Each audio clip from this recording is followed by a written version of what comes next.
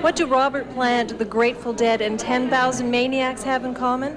Well, they all use the Bulgarian state TV and radio female vocal choir's music to open their shows with. Now, the purpose of this choir is to take Bulgarian folk music and popularize it in Bulgaria, but they've gone a lot further than that. They're playing to sold-out shows in Europe, and they also hit the top 10 in the pop charts in the UK. Maybe this means it's time for Beethoven to roll over again.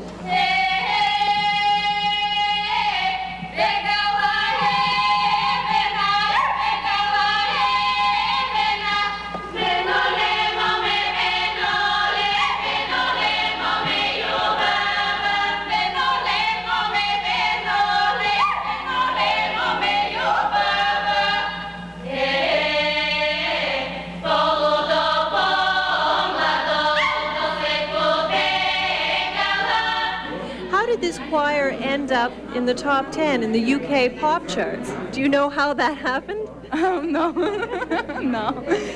The thing that people accept our music as a kind of pop music, but it is folklore music, Bulgarian folklore music. Typical, arranged by modern, by contemporary composers, but this is typical Bulgarian folk music.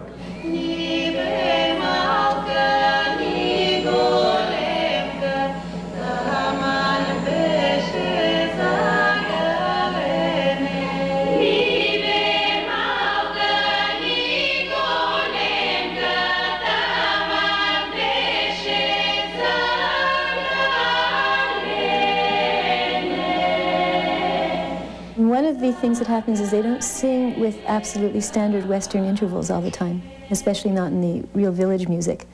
And the seconds, the sounds that we think of as dissonances, are very finely tuned.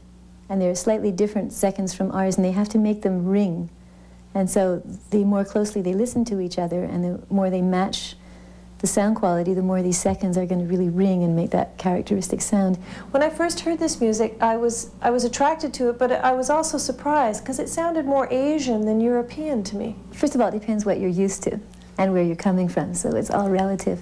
But it is in a funny position. It is really far from Europe. You know, when you go south in Bulgaria, you end up in Turkey, which is, of course, the crossroads between Asia and Europe. And then it was part of the Ottoman Empire for hundreds of years. And so there were a lot of Muslims and Turks who were living in Bulgaria and who were singing their songs all the time. And there are pockets of Bulgaria where you find Pomaks, who are descendants of the Turks who sing still in a very old style. So it does have elements from that, but you won't find this kind of singing anywhere else, really.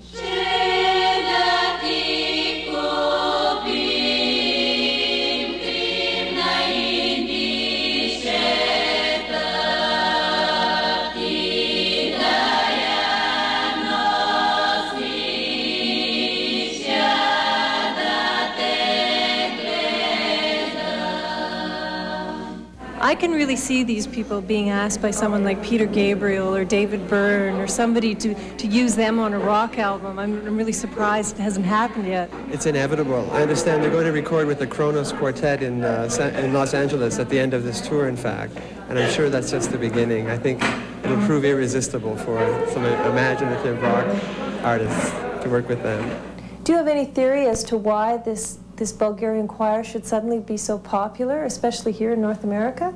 I wish I knew. Sometimes it seems to me that, you know, I've been listening to this music and singing this music for a long time, and people always thought I was a little strange.